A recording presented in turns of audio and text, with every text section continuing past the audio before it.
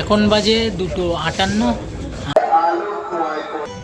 দারুণ দারুণ করেছে এটা, বাপ রে সার্কাস মাঠে এটা কী ভিড়। আর ইনিই হলেন চন্দননগরের রানীমা। এখন বাজে সকাল 6:13। মানকুণ্ডু স্টেশন থেকে ঠিক 2 মিনিটের দূরত্বে রয়েছে Mankundu sporting club.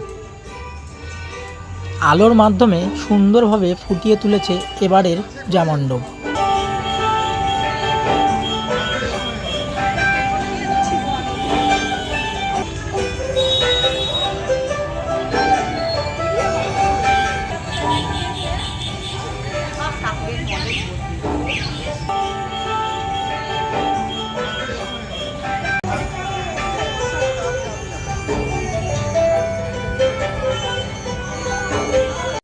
Mankundu sporting ক্লাবের প্রতিমাকে দর্শন করুন, কত সুন্দর মুখ এবং মা যেন অপরূপা সুন্দরী।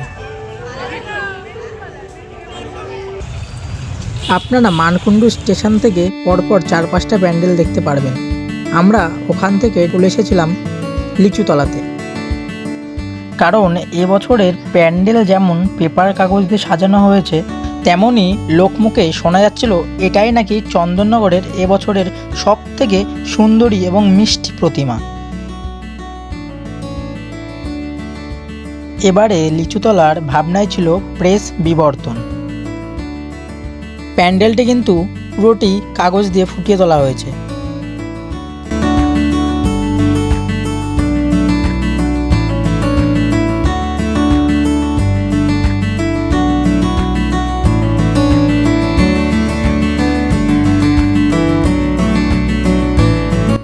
লিচুতলার মাকে অসম্ভব সুন্দরভাবে সাজিয়ে তোলা হয়েছে।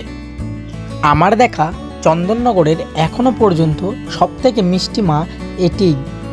মায়ের মুখের দিকে একবার তাকানোর পর আমার তো চোখই সরছিল না, মাকে অসম্ভব সুন্দরী লাগছিল।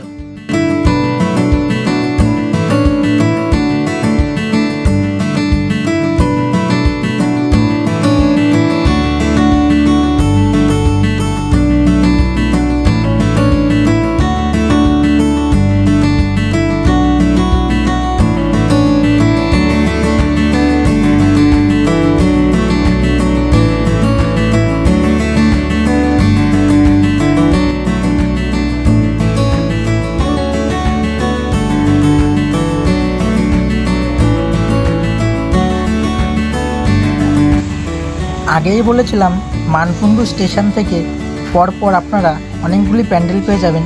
হ্যাঁ, এটি হচ্ছে ওই মানকুণ্ডু স্টেশন রোডেরই একটি পূজা মণ্ডপের প্যান্ডেল।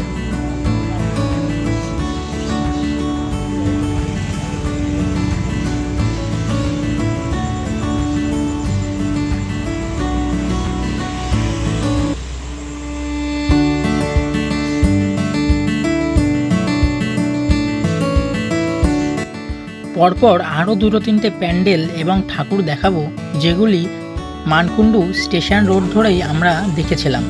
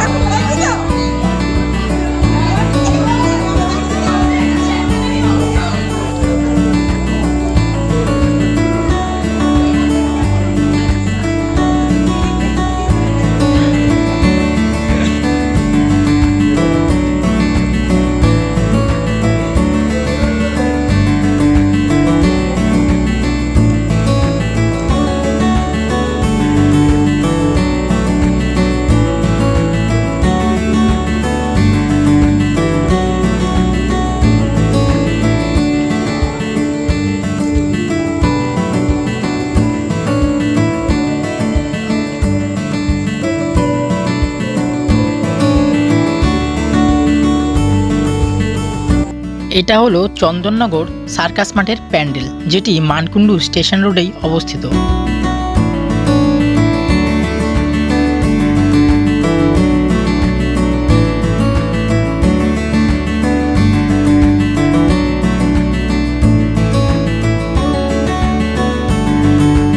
প্যান্ডেলে সুন্দর একটি ঝর্ণা বানানো হয়েছিল, কিন্তু ভোর রাত হয়ে যাওয়ায় আমরা সেই ঝর্ণার জল দেখতে পাইনি।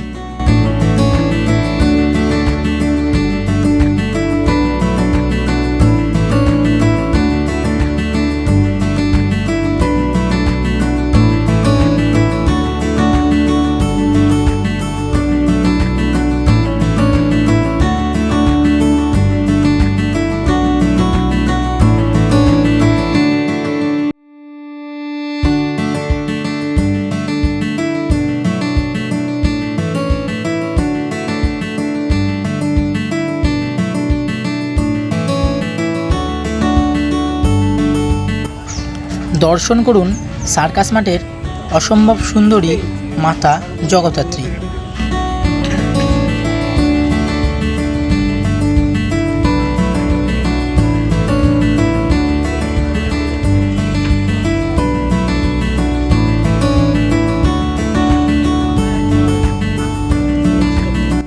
এবারে অপেক্ষার অবসান ঘটিয়ে আমরা চলে আসি চন্দননগরের সর্বোচ্চ প্রতিমা এবং যিনি এখানকার রানী নামে পরিচিত চন্দননগরের রানী মায়ের কাছে। আর রানীমাকে দেখতে হলে আপনাকে মাথা উঁচু করতেই হবে, কারণ এটি হলো চন্দননগরের সর্বোচ্চ প্রতিমা।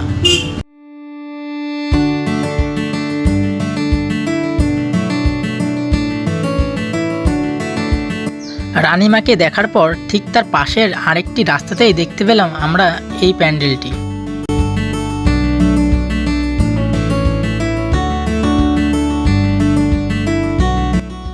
মায়ের সুন্দর মুখ দেখলাম এবং হুট করে দেখি নিচেই একটি ভলেন্টিয়ার দিদি আলপনা দিচ্ছে।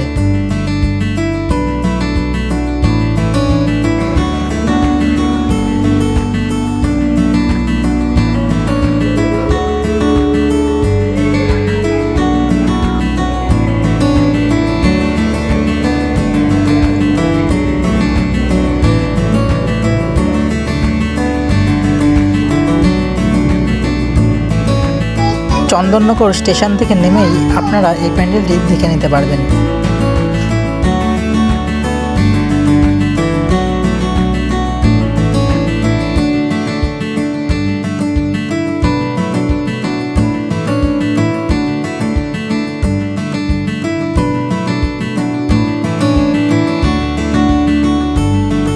আর আপনি যদি আমার ভিডিও এতক্ষণ পর্যন্ত দেখে থাকেন তাহলে আপনাকে অনেক অনেক ধন্যবাদ।